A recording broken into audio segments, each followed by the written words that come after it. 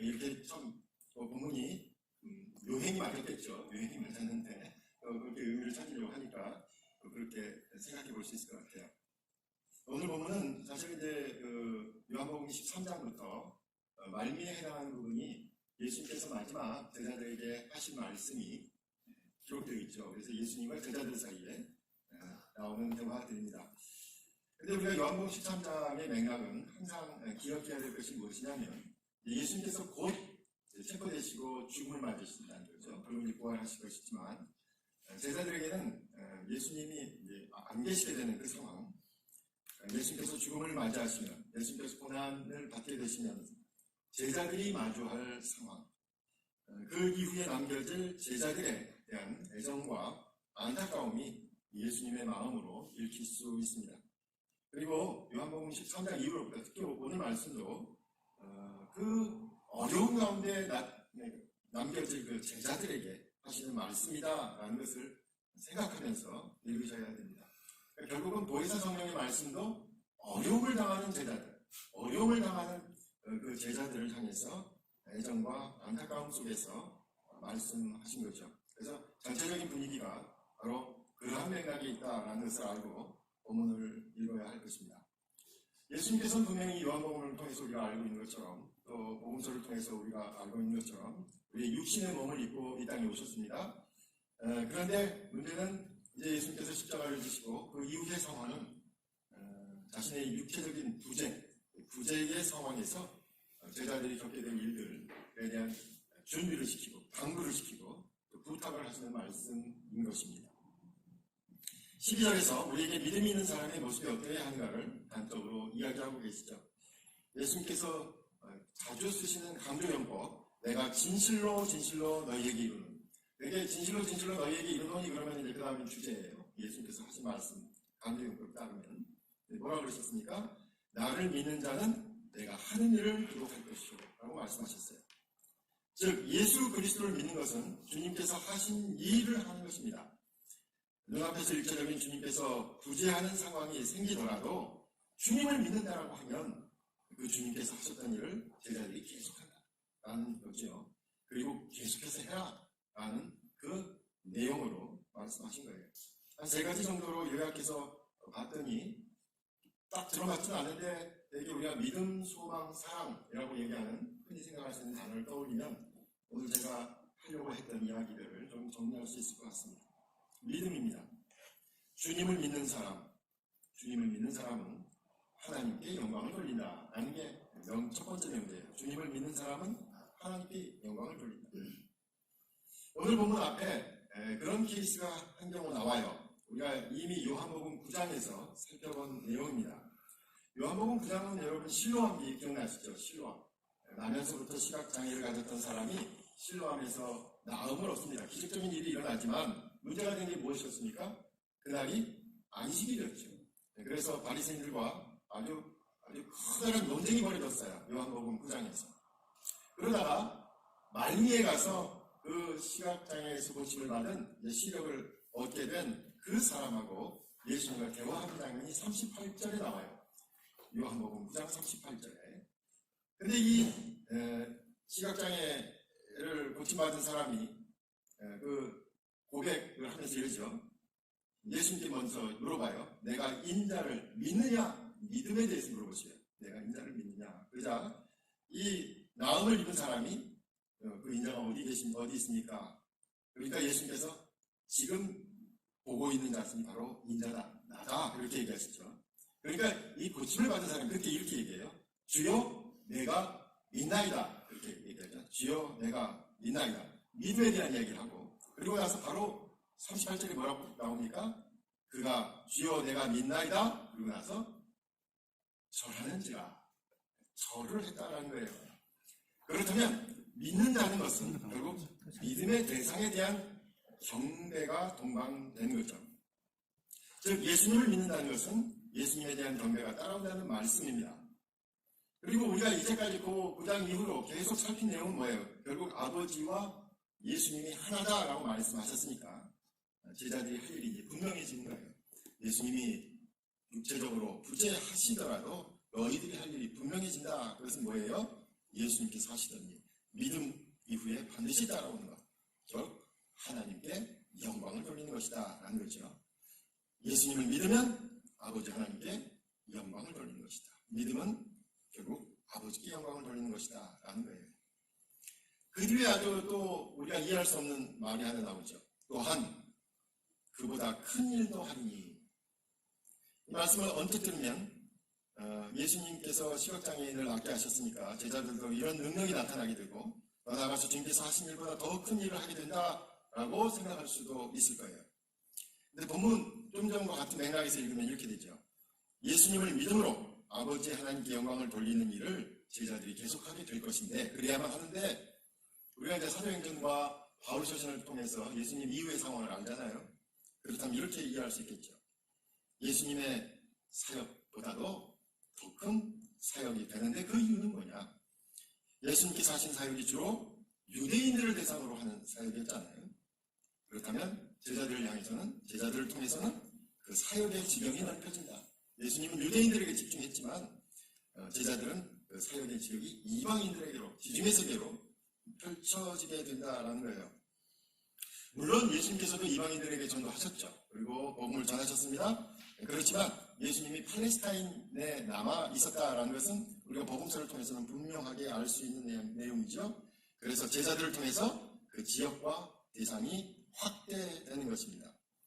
그렇다면 제자들이 예수님께서 하신 일보다 더 큰 일을 하는 것은 바로 이방인들과 그들이 사는 지역으로 흩어져서 예수 그리스도를 증거하고 그 결과 이방인들을 통해 하나님께 영광을 돌리는 거죠. 결국 궁극적으로 제자들을 통해서는 유대인에게만 아니라 이제 이방인들에게도 그리스도를 전해서 그들로 하여금 아버지께 영광을 돌리게 하는 거예요. 그래서 13절의 하반절에서는 이렇게 나옵니다. 아버지로 하여금 아들로 말미암아 영광을 받으시게 하려 합니다. 궁극적으로는 하나님께 영광을 돌리는 것입니다. 예수님께서 하신 일은 하나님께 영광을 돌리는 일이었는데 예수 그리스도를 믿는 사람도 바로 그 하나님께 영광을 돌리는 일을 계속하게 되는 거죠. 예수님께서 눈에 보이지 않아도 말입니다. 그리고 더 나아가 더 큰 일을 하는 것도 바로 이방인들 가운데 예수 그리스도를 증거하여 하나님과의 영광을 돌릴 때 분명히 주님께서 하신 일을 더 크게 하는 것이죠. 결국 예수 그리스도께서는 자신의 죽음이 초래할 어려운 상황 가운데 놓일 제자들을 걱정하고 염려하면서도 제자들이 자신의 일을 멈추지 말 것을 기대하셨습니다. 제자들이 자신의 일을 계속하고 그것도 더 크게 할 터인데 세상 사람들이 하나님께 영광을 돌리도록, 즉 세상 사람들이 하나님과 화해하도록, 세상 사람들이 하나님의 구원을 받아들이도록 하라고 부탁하신 것입니다. 하나님과 세상 사이에서 그죠? 교회가 화해하고 중재하는 일을 해야 되는데 요즘 한국 교회가 그죠? 한국 사회에서 그런 역할을 하고 있는지 여러 가지로 묻게 됩니다. 특별히 지난번 선거를 겪으면서 이 교회가 정치화되는 것에 대해서 많은 우려들을 나타냈고 그런 어떤 본보기가 나타나가지고 커다랗게 인상을 찌푸린 경우가 있었어요. 참 어려운 게 뭐냐면 우리가 복음주의에 입각해서 어떤 정치적인 이슈를 꼭 이야기할 때가 있죠. 꼭 그래야 될 때가 있는데 그러면 그거 언제 나서야 되고 언제 나서지 말아야 되느냐 이게 참 어렵잖아요. 언제 나서고 언제 나서지 말아야 돼요. 도대체 언제 나서고 언제 나서지 말아야 될까요? 정치에 대해서는 아예 함부로 해야 될까요? 아니면 정치적인 이슈에 분명하게 교회가 나서서 소리를 내야 될까요? 복음주의에서도 이게 상당히 논쟁거리입니다. 제가 곰곰이 생각해 보니까 정치적인 이슈에 대해서 분명히 일어서야 될 때가 있죠. 근데 그건 기준은 거기에 있는 것 같아요. 그 목적이 어디에 있느냐. 그 목적은 자기 또는 그 당파적인 어떤 이해관계에 있느냐 아니면 그 이해관계를 초월해 있느냐 왜 있는 것 같아요. 그럼 어딘지 모르게 자기 이름을 내려고 그러고 자기가 속한 집단에 어떤 것을 내려고 그러면 금방에 들통나잖아요. 그러니까 하나님께 영광을 돌린다는 그 기본적인 입장에서 분명하게 노 할 것들은 노 해야게 되겠죠. 그런데 그것이 아니라 이해관계에 앞장서서 하게 된다면 그런 것은 교회가 정치화된 것에 대해서 분명하게 우리가 손을 그어야 할 것 같습니다. 두 번째는 제가 처음에는 이제 믿음이란 말로 얘기를 해서 믿음은 결국 하나님께 영광을 돌립니다. 하나님을 믿는 사람은 하나님께 영광을 돌릴 것이다. 두 번째는 소망이라는 단어입니다. 오늘 단어는 사실 소망이라는 단어는 나오지 않지만 기도에 대한 이야기를 하고 계세요. 그죠? 무엇인가 원하고 바라며 구하는 기도. 여러분 이제 소망이라고 저는 생각됐어요. 너희가 내 이름으로 무엇을 구하든지 내가 행하리니 라는 본문의 말씀이에요. 근데 이 본문의 말씀을 가만 보니까 두 번 등장해요. 오늘 두 번 등장하는 게 두 문구가 있어요. 첫 번째 이제 두 번 등장하는 것 같아요. 그건 뭐냐면 바로 13절 상반절과 14절에 나오죠. 너희가 내 이름으로 무엇을 구하든지 내가 행하리니, 또 14절에서 내 이름으로 무엇든지 내게 구하면 내가 행하리라. 네, 기도에 대한 것을 말씀하는 것 같아요. 그렇죠? 그런데 기도하면서 이 말씀을 생각하면 이제 그래서 우리가 이제 언뜻 된 생각이 뭐예요? 뭔가 기도하고 뒤에다 붙이는 거죠. 예수님의 이름으로 기도드립니다. 그래서 그거 안 붙이면은 안 되는 것처럼 이게 생각이 들잖아요. 어렸을 때부터 이제 그렇게 생각이 됐죠. 그러면서 은연중에 우리가 예수 그리스도의 이름으로 기도한 게 뭔가 도대체, 그분의 이름을 부르면서 기도한 게 뭔가라고 생각해 보니까 우리가 기도한 다음에 예수 그리스도라는 단어를 끌어다 갖다 붙여야지 이 기도가 역할을 한다라는 것은 결국 뭐처럼 생각한 겁니까? 예, 뭐 일종의 주문처럼 생각한 거 아니에요? 주문 갖다 붙여야지. 수리수리 마술이 갖다 붙여야지 된다고 생각하는 거. 그런 생각이 아니었을까 하는 거예요. 구약에서는 누군가의 이름을 부른다는 것은 그 사람 자신을 의미했습니다. 그래서 누군가의 이름을 부르면 바로 그 사람이 여기에 있다는 것을 받아들인 겁니다. 이름은 그 사람에게 속하는 것이고 바로 그 사람과 연결이 된다는 겁니다. 그렇다면 제자들이 기도를 하면서 예수님의 이름을 부르라는 것은 바로 예수님께 속한 것, 예수님으로부터 비롯된 것을 간구하라는 거죠. 예수님의 이름으로 기도하는 것은 예수님의 마음으로, 예수님의 의도로, 예수님의 생각으로 기도를 한다는 것입니다. 그분의 마음과 그분의 의도와 그분의 생각으로 하는 기도를 들어주시는 것입니다. 그렇다면 그 기도의 내용이 아버지 하나님께 영광을 돌리는 일이어야 하겠죠. 기도는 하나님께 영광을 돌리라는 예수님의 그 마음과 의도와 생각으로 할 때 주님께서 이루어 주시는 것입니다. 결국 예수님의 이름으로 드리는 기도는 예수님의 마음과 예수님의 의도와 생각, 한 단어로 정리하면 그분의 성품을 따르는 기도이며 주님의 성품에 참여하는 것으로 나타납니다. 바로 이 주님의 성품에 참여하기를 바라는 제자들에게 예수님께서 자신이 눈에 보이는 모습으로는 사라질지 모르지만 그 일을 위해 하나님께서 또 다른 보혜사를 보내신다고 약속하신 것입니다. 그러므로 또 다른 보혜사는 우리가 예수 그리스도의 성품으로 닮아가도록 돕는 분입니다. 예수님의 이름으로 기도하면 이루어 주신다는 부분과 성령님의 함께 나오니까 이것도 갖다 붙이면 또 어떻게 될까요? 성령께서 하시는 이 일은 예수님의 이름을 주문처럼 갖다 붙이면 우리는 어떤 생각을 해요? 성령이 하시는 일은 사도행전을 생각하는, 사도행전 2장에 나오는 아주 신비한 능력이 나타나는 것처럼 확대 해석될 수도 있습니다. 그렇게 많이들 생각해 왔습니다. 그런데 여러분, 성령에 대한 기록이 사도행전에 나오는 본문과 여기 요한복음에 나오는 게 조금 뉘앙스가 달라요. 사도행전은 막 어디 불같이 인해서 방언이 터지고 귀신이 내어 쫓기고 막 능력이 나타나는 그런 것인데 여기 요한복음요 그런 얘기를 하고 있지 않아요.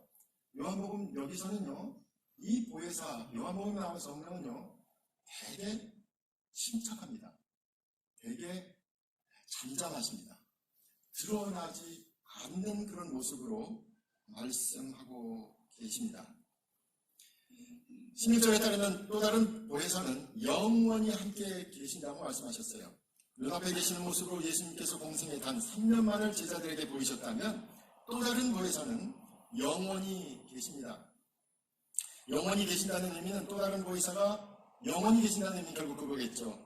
예수님을 계속 생각나게 하고 그분의 마음을 깨닫게 하고 그분의 의도를 파악하게 해서 온전히 예수님의 생각에 집중할 수 있도록 돕는다는 것입니다. 그래서 17절에서는 그분이 바로 진리의 영이라고 고백되고 있습니다.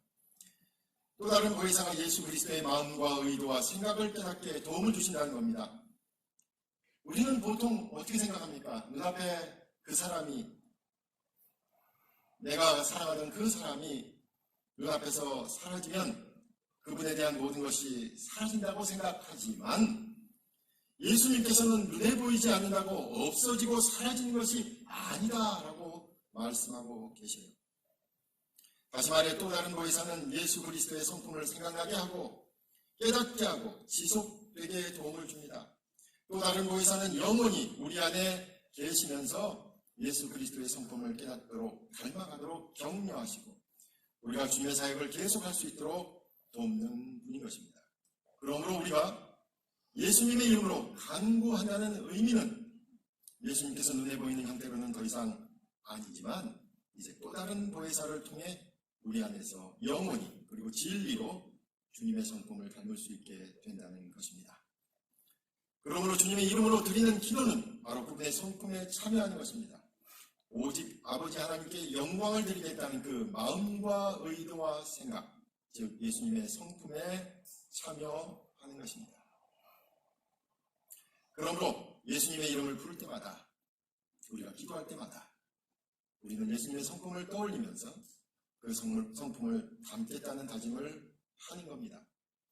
바로 그 일에 또 다른 보혜사께서 우리를 도우신 거죠. 또 다른 보혜사가 영원히 그리고 진리로 거하는 사람은 바로 주님의 성품을 닮아갑니다. 그래서 우리가 사도행전이나 고린도전서에서 말하는 성령의 은사, 어떤 능력 나타나는 것, 그 부분이라기보다는 오히려 갈라디아서 5장 22절과 23절에 나온 성령의 열매를 요한복음에서는 더 강조하고 있다라는 생각이 듭니다. 1절에도 한번 읽어드린 것처럼 사랑, 희락, 화평, 인내, 자비, 양선, 충성, 온유, 절제. 기도하는 자는 바로 이런 열매가 나타나도록, 주님의 성품이 나타나도록 되는 사람이겠죠. 그래서 성령의 은사를 받았다고 자신의 이름과 자신의 업적과 자신의 행적을 나타내는 것은 참으로 어리석은 일입니다. 성령의 은사를 통해 큰 일, 사람의 일을 내는 일, 사람을 높이는 일, 그것은 결코 성령의 일이라고 할 수 없습니다. 성령의 일은 아들의 성품을 닮아가고 더 나아가 오직 아버지 하나님께 영광을 돌리려는 모습으로 나타납니다. 그것이 또 다른 보혜사께서 영원히 진리로 계신다는 증거입니다. 성령의 사역의 기준은 아버지께 영광을 돌리느냐 아니냐입니다. 마지막으로 사랑이라고 정리해봤습니다. 예수 그리스도를 사랑하는 사람은 그분의 계명을 지킵니다. 믿음이라고 해서 예수님을 믿으면 하나님께 영광을 돌린다고 말씀드렸고요. 소망이라고 해서 기도는 예수 그리스도의 성품을 닮아가는 것이다 라고 말씀드렸고, 이제 마지막으로 예수 그리스도를 사랑하는 사람은 그분의 계명을 지킨다라고 말씀드립니다. 제가 오늘 본문에서 반복되는 게 두 개 있다고 했죠. 예수 이름으로 구하면 무엇이든 구하면 들어주신다라는 게 반복되고요. 또 하나 반복되는 게 있어요. 15절과 21절이에요. 너희가 나를 사랑하면 나의 계명을 지키리라. 두 번 반복되고 있어요. 그래서 아마 성서 신학을 하신 분들은 이렇게 이제 반복되는 것, 이것을 수미일관 이렇게 상응하는 거라고 해요. 위아래가 같아서. 그럼 중간의 내용은 그걸 풀어놓는 것이죠. 예. 너희가 나를 사랑하면 나의 계명을 지키리라도 두 번 반복됩니다. 또 다른 보혜사를 약속하신 예수님께서 18절에서 내가 너희를 고아와 같이 버려두지 아니하고 너희에게로 오리라 하는 말씀을 약속하셨어요. 즉 또 다른 보혜사를 통해 주님께서는 다시 오신다고 약속하신 것입니다.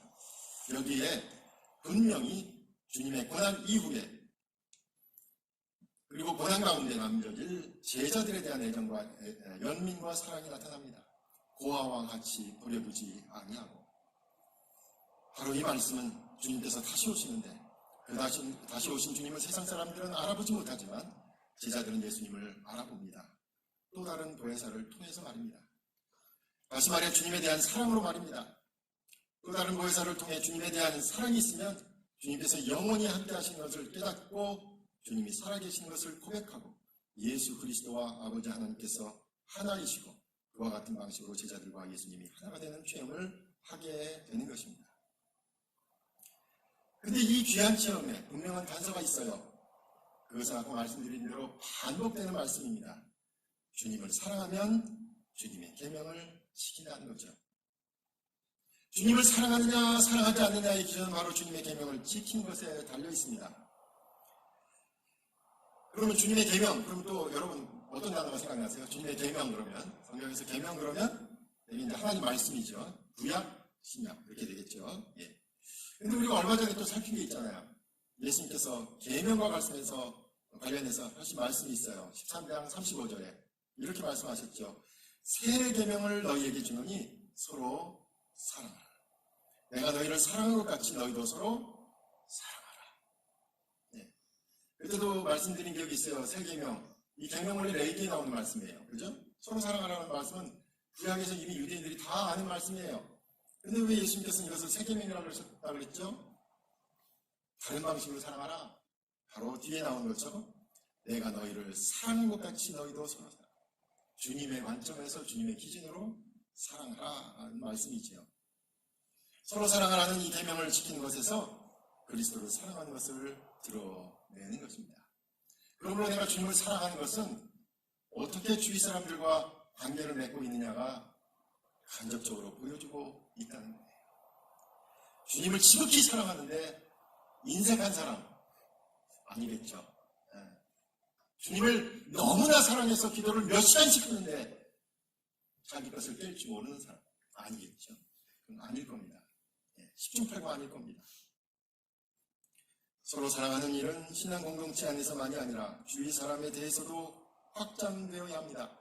주님의 계명은 결코 믿지 않는 이방인들이 그리스도를 받아들이고 하나님께 영광을 돌릴 수 있도록 저와 여러분이 계명을 지켜야 하는 겁니다. 저와 여러분의 삶을 통해 이방인들이 하나님이 살아계시고 예수님께서 분명히 하나님의 아들이 되신다는 것을 깨달을 수 있어야 합니다. 전도하기 참 어렵잖아요. 오늘 말씀을 한마디로 얘기하면 이제 전도하라는 말씀처럼 들리는데요. 전도하기 참 어렵지 않습니까? 예.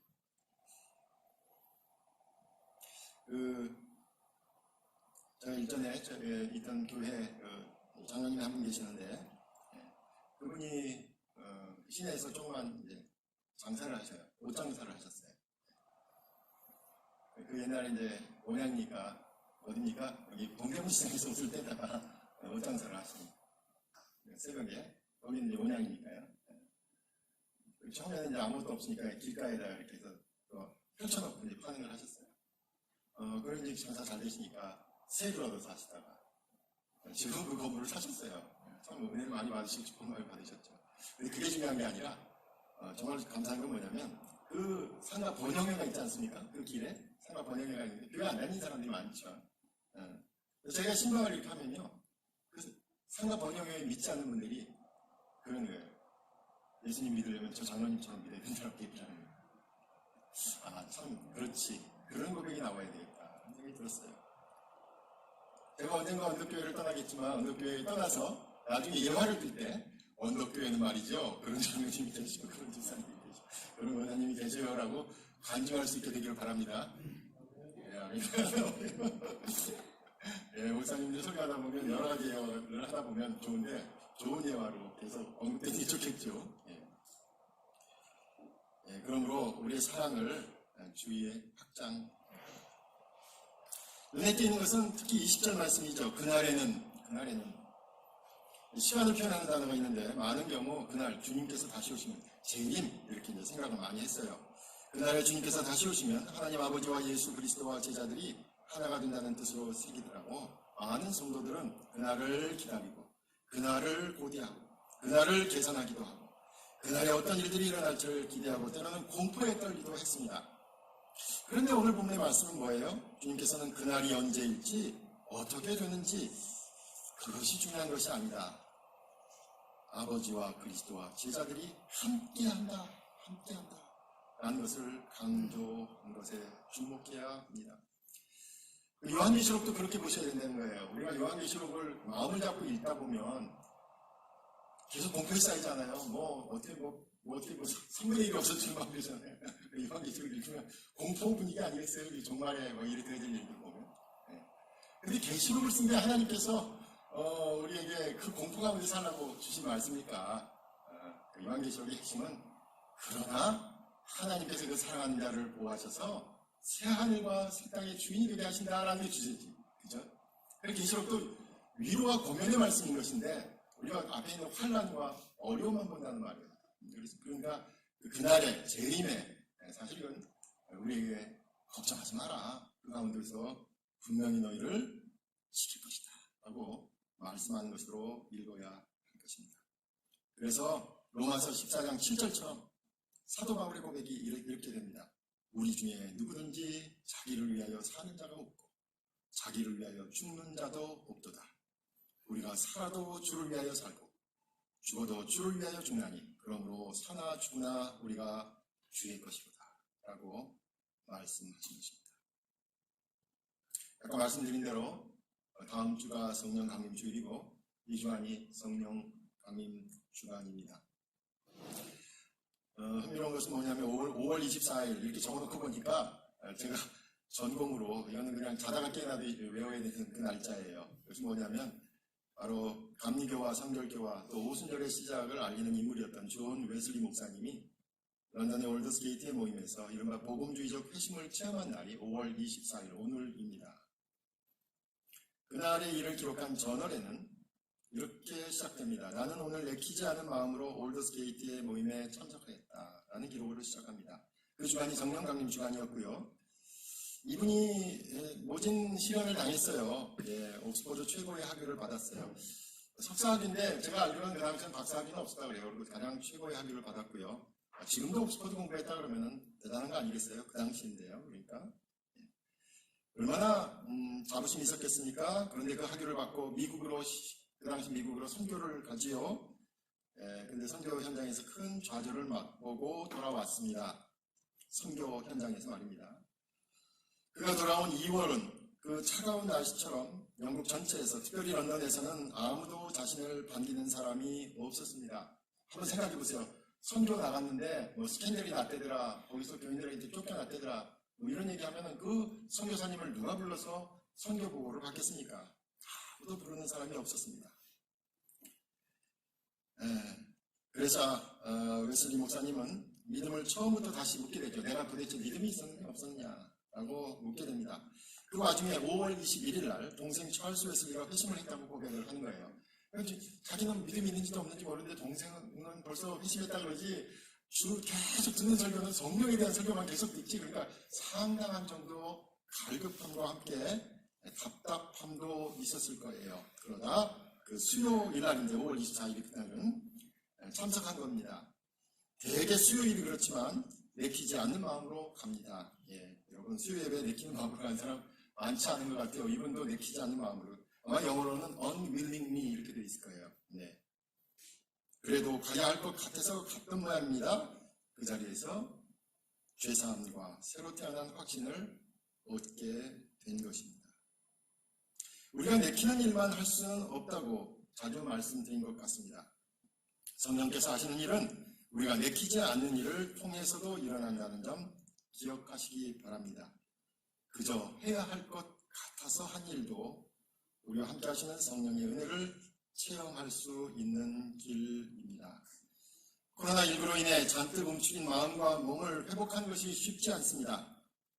사회 전체적인 분위기도 가정이나 학교나 교회가 그 이전의 모습은 아닐 것이다 라고 진단하고 있습니다. 그런데 이제 우리가 성령을 떠올리면서 또 다른 모의사를 떠올리면서 다시 한번 용기를 내서 우리가 신앙인 본연의 자리를 다시 한번 회복할 수 있기를 바랍니다.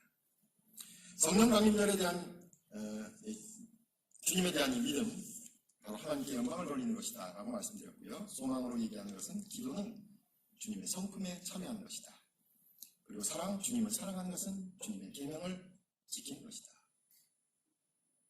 하나님께 영광을 돌리는 것, 또 주님의 성품을 담는 것, 주님의 계명을 지키는 것. 써놓고 보니까 그 말이 그 말이에요. 그렇죠? 그 말이 그 말. 같은 말이죠. 하나님께 영광을 돌리는 일이나 주님의 성품을 닮는 일이나 주님의 계명을 지키는 일은 같은 것입니다. 바로 이 과정에서 또 다른 곳에서 성령께서 우리를 영원히 진리 가운데 인도하실 것이라고 약속하셨습니다. 제자들이 어려움 속에서 닥친 고난 속에서 주님께서 보혜사를 약속하셨습니다. 저와 여러분이 세상을 우리의 힘껏 또 우리의 노력껏 우리가 알고 있는 모든 지혜와 모든 능력을 동원해서 산다고 하지만 살아낸다고 하지만 여전히 우리의 발목을 잡고 있는 일들이 계속 일어나고 있습니다. 그 속에 주님께서 여러분을 고아와 같이 그저 두고만 보시지 않습니다. 또 다른 보혜사를 보내셔서 성령님 보내셔서 여러분을 격려하시고 여러분을 붙잡고 다시 한번 해보자. 다시 일어서라. 함께 가자. 라고 말씀하실 때 그 성령님의 도우심으로 은밀히 그러나 분명하게 주님을 체험하고 또 주님과 함께 세상을 이기는 저와 여러분이 되시길 간절히 부탁드립니다.